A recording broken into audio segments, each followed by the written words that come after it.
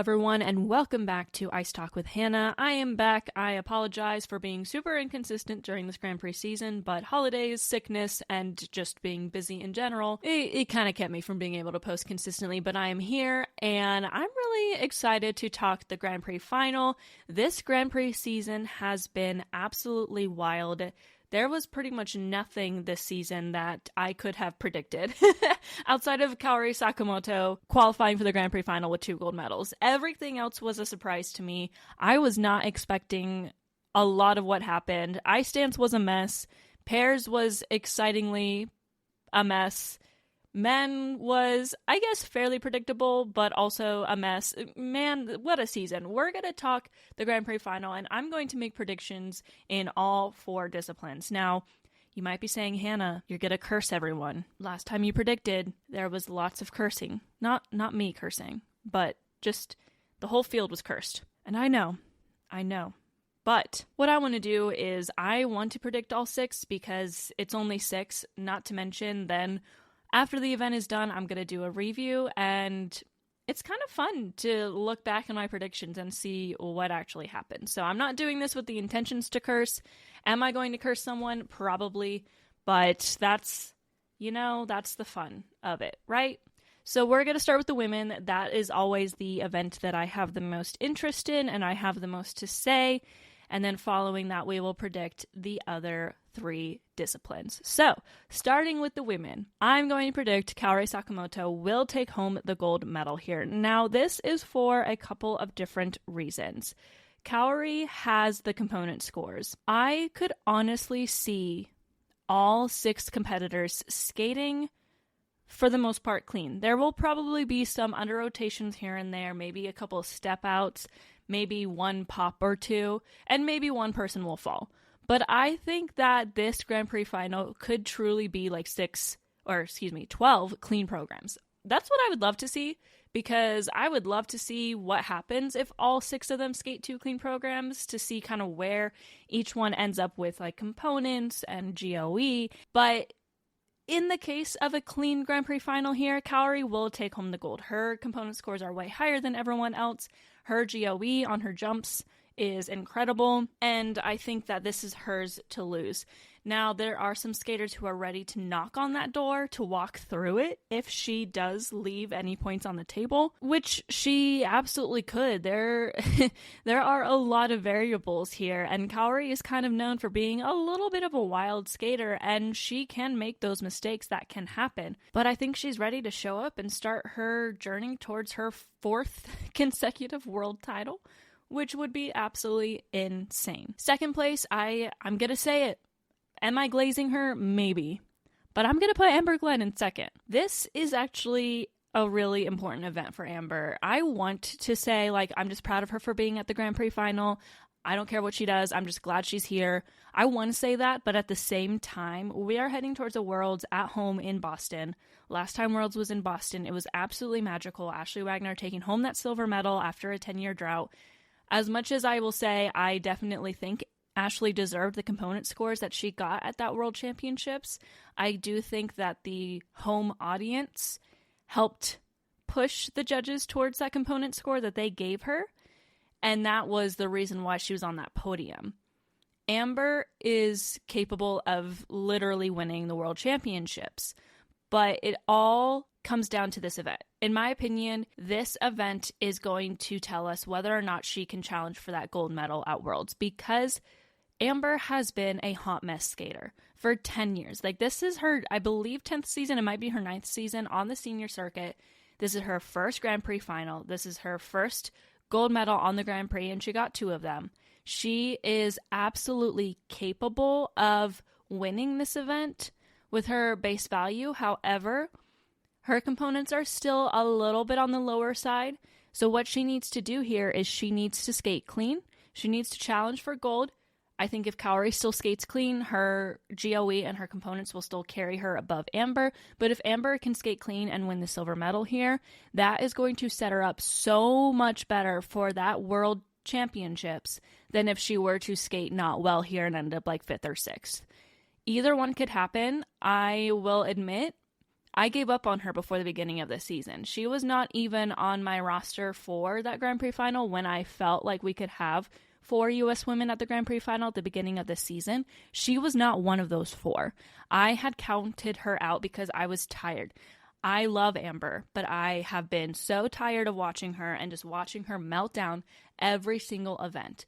Now we're at 3 events in a row where mistakes have happened, but she has not had a meltdown. This is going to be a huge event. If she can skate clean here, or at least like Cup of China level skating, she can be on that podium, and she will continue to push for that challenging Kaori for the world title. And I genuinely think Amber can do that, but she has to skate clean here. If she does, she'll get that silver. If she does and Kaori leaves any points on the table, she'll win this event. But Amber, out of the 6, I feel like is the least likely to skate 2 clean programs just with her history, but I'm really hopeful for her. Now, I'm a little bit nervous also about the ankle injury that she said she had at Cup of China. I'm assuming it was a very small injury considering she still skated clean at that event outside of the step out in the short program and just overall kind of tight landings on most of the jumps. So I'm hoping it was just a small thing. She rested for a couple days. It is perfectly fine. And now she can go into this event and skate 2 clean programs. That's what I want to see from her. If she does, she'll be on the podium. If she doesn't, she will not be on the podium. So we'll see what happens. I am very hopeful for her. I don't want to be as hopeful as I am, but I can't stop myself from being as hopeful as I am. Now, my prediction for 3rd is going to be Mone Chiba.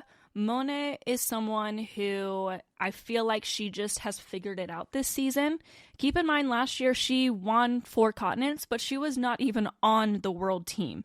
That is how deep the Japanese women are. She had a fairly inconsistent season last year as well, but this season she seemed to have figured it out. She just so happened to have competed at the 2 most difficult events where she just really couldn't catch the top skater there, although it is also important to note that she probably would have won Cup of China if she had not fallen in the step sequence, which tells you that even though Amber went out there and had a clean skate with a triple axel, Mone's component scores and GOE, the judges were ready to still give it to her over Amber.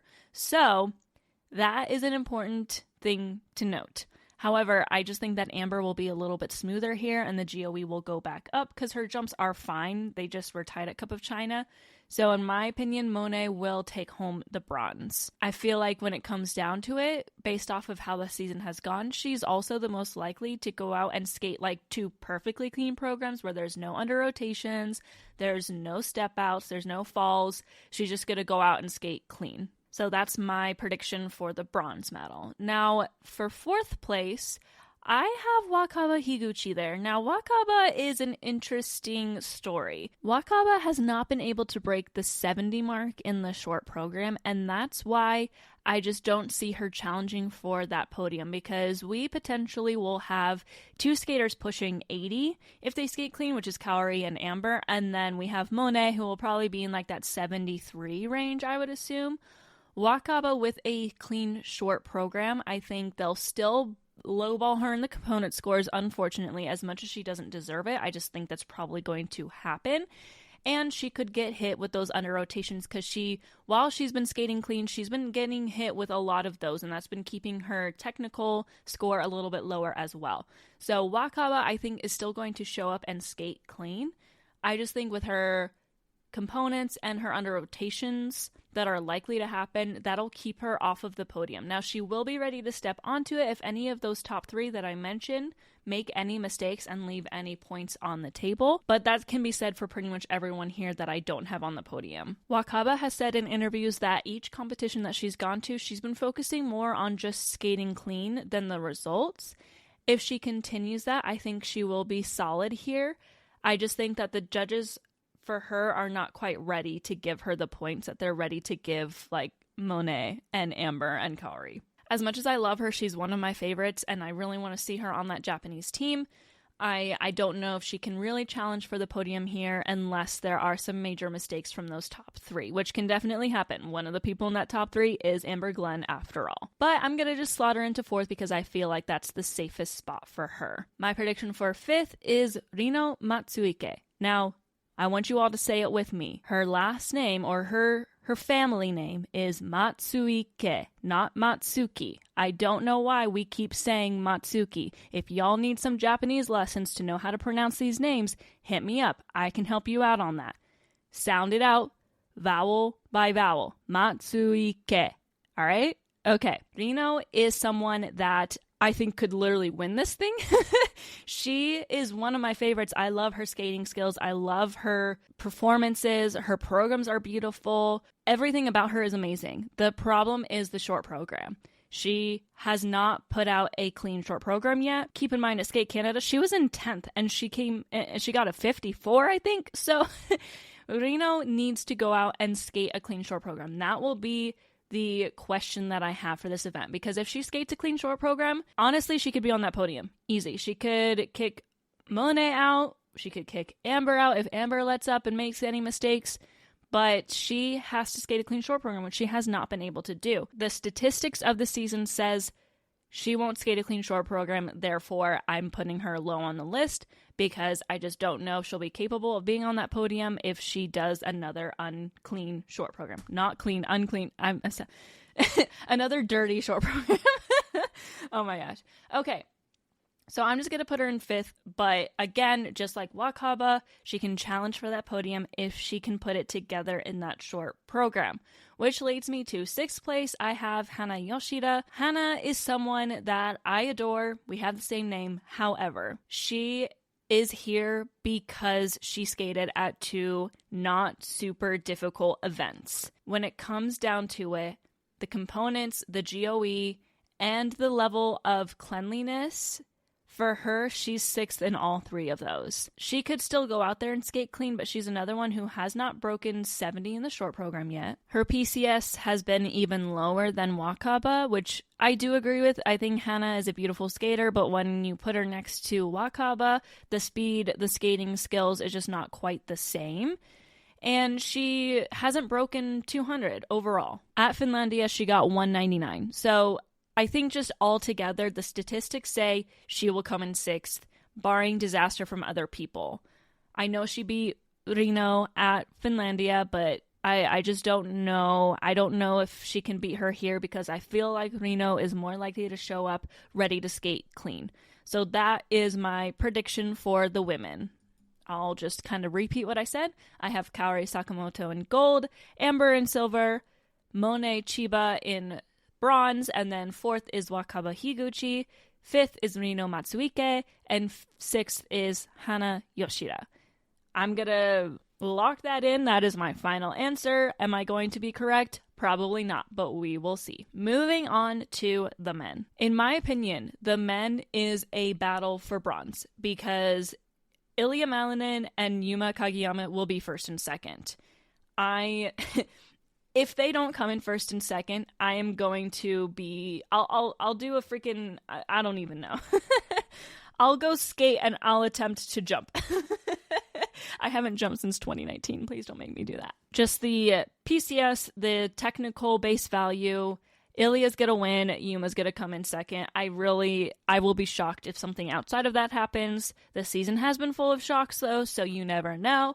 But I think that for Ilya, he seemed just very calm this season. His short program is a great vehicle for him that, in my opinion, has been a huge improvement on the component side. His free skate still is meh to me, but I don't know if he's planning the quad axel here. If he does, no one's going to touch him even if he makes a couple mistakes. Yuma will be close to him in the short program, but then we'll lose a little bit of that closeness after the free skate because he just doesn't have the technical capabilities. His PCS should be way higher than Ilya, but I just don't think he'll be able to really catch him even so, especially if Ilya does put the quad axel into his programs here. But they're going to be gold and silver. Bronze, on the other hand, I have no freaking idea. I'm going to say I think Shun Sato will probably get it. I love Shun Sato. I think that his components are great. His jumps are great. He just needs to make sure he skates clean here. Of course, Adam Xiao-Him-Fa did withdraw due to his injury, so he is not going to be competing here. And even then, Adam Xiao-Him-Fa was coming in with the lowest total score by quite a lot. So I'm going to put Shun Sato in third just because I think that he is most likely to skate clean and still have high component scores. Kevin Amos is always a question mark for me, but I'm going to put him in fourth because he seems to be pretty solid with this season. The judges really want to give him the component scores too, which I agree with. He's a very good skater. He's a very well-rounded skater. I just worry about him because every time he skates well, he's like in tears, and you need to like not compete like that. You need to compete with the mindset that you are going to go out there and skate clean. And I know he's had a very rough time, but I want to see him go out there and just skate confidently, and I think that he can challenge for bronze if he does, but I have him in fourth. In fifth, I have Daniel Grassel. I don't even really want him to be here. His jumps are so under-rotated and yet never get called. I don't understand. Even though he's no longer working with Atari, I feel like he's still getting Atari bonuses. I don't understand how someone can have a ballet program and not once point his toes. Okay. I'm a hater of Daniel Grassel. That's all I'm going to say. Mikhail Shidorov. Now, he is the alternate that took Adam Xiao-Him-Fa's place. I love him. He is so adorable. Like he's got his braces and he's just all smiley happy all the time. And he also has the triple axel quad toe combo, which we're sleeping on that. He almost won Cup of China. Like, I'm just gonna throw it out there. He almost won Cup of China. If he had not done his little slip up in that choreography sequence, he would have gone to the Grand Prix final without being an alternate. He is my dark horse. I feel like for now, with the way the judges love everyone else competing here, he will end up sixth, but he genuinely could end up third if the men, which the men are probably going to men. So this one's a lot harder to predict, but I'm going to lock in my final answer. Ilya first, Yuma second, Shun third, Kevin fourth, Daniel fifth, and Mikhail sixth. That's my final answer. We'll see how that goes. Next is the pairs. Now, I just found out that the reigning world champions Diana Stellato-Dudek and Maxim Deschamps withdrew due to illness, so the Italians Rebecca Ghilardi and Filippo Ambrosini will be taking over their spot. The top three at pairs is kind of a toss-up for me. I honestly think all but the Italians that are replacing the Canadians can really be on that podium. But I'm going to put the Germans, Minerva Fabian Hasse and Nikita Volodin, in first. I feel like they are going to go out and skate two clean programs perfectly done. They have high component scores. They are definitely challenging for the gold medal. And of course, they are the reigning world bronze medalists. I think that they have the potential to spoil here. The reason I'm putting them ahead of my favorite team, the Japanese, is because Riku and Ryuichi have just had an okay season. They have not been like on top. They even did not win their second event in Japan. I feel like Minerva and Nikita just have a higher possibility of skating clean here. So I'm going to put them in the gold medal position. I'm going to put Riku and Ryuichi in second. I really want them to win. They do have the highest combined total coming into this event. However, I personally I don't know if they're going to go out and skate perfectly clean like the Germans probably will. Keep in mind, the Germans only lost out a Cup of China because they fell, like they had a fluke fall in the step sequence. That's not going to happen here. They're going to make sure that doesn't happen. So they're going to skate two clean programs with their components, and they're just continuing to build upon each event. I think they'll win, and Riku and Ryuichi will get the silver medal here. Bronze is going to be a battle between Sarah Conti and Nicolo Macchi, Anastasia Metelkina and Luca Berulava, and Ellie Cam and Danny O'Shea. I'm going to give it to Sarah Conti and Nicolo Macchi. I feel like them coming off of the gold medal at Cup of China, they are on a high. They have really figured it out this season, And I think that their technical ceiling and just like their component scores and everything is the highest of those 3 teams. Personally, I don't want to see Metalkina and Berolava on the podium because they are Russians pretending to not be Russian, and they're coached by Eteri, and we have to deal with her even being at this Grand Prix final when I don't think she should be allowed there, but I digress. I don't want them on the podium. Perfect world, they come in 6th place. I don't like their program. Their free skate seems like a weird homage to Kamila Valieva. I don't like that. Okay. I was really upset when they managed to win the NHK trophy and qualify for the final because that was frustrating for me after the high of them not being on the podium at Skate America. Anyway, I'm such a hater, guys. I'm such a hater. Again, if you are Russian, this is not a safe place for you. I am the Russian figure skating team's number 1 hater. I will put Anastasia and Luca in 4th. I'll put Ellie and Danny in 5th and Rebecca and Filippo in 6th. Ellie and Danny, okay, they are so capable. They were able to score like a 129 in the free skate when they fell on both of their throws. The judges are ready to give it to them, but when it comes down to it, these top 6 teams, who's going to make them, like, who has the likelihood of making mistakes here? Ellie and Danny, okay? They are still figuring it out. They have not gotten them super consistent yet. I think next year is when they're really going to be a force to be reckoned with, when she starts really getting them consistent and also has flow on those landings. Their side-by-sides are fine. Everything else is fine. It's just those throws that they need to make sure that they're on top of it. Okay, so my final locked-in answer for pairs is Minerva and Nikita first, Riku and Ryuichi second, Sarah and Nicolo third, Anastasia and Luca fourth, Ellie and Danny fifth, and Rebecca and Filippo in sixth. Final event. The ice dance. The ice dance has randomly been a mess and very unexpected this season. However, I don't necessarily think that's what this event is going to be. I think the ice dance event is pretty predictable. There's only a couple questions for me. First place is going to be Chalk and Bates. I think that they got their one mistake of the season out early on. They're going to be fine for the rest of the season. I don't mind their rhythm dance. I don't love their free dance. It is what it is, but whatever. They're going to win. They're going to be fine. I am going to put Piper and Paul in second because I think after them winning the World Silver Medal earlier this year and the scores they've put out this year compared to Charlene and Marco, I think they are easily just taking over that second place spot. And third will be Charlene and Marco. I think that they're going to be the top 3. We don't really have anyone who's still going to challenge any higher than that.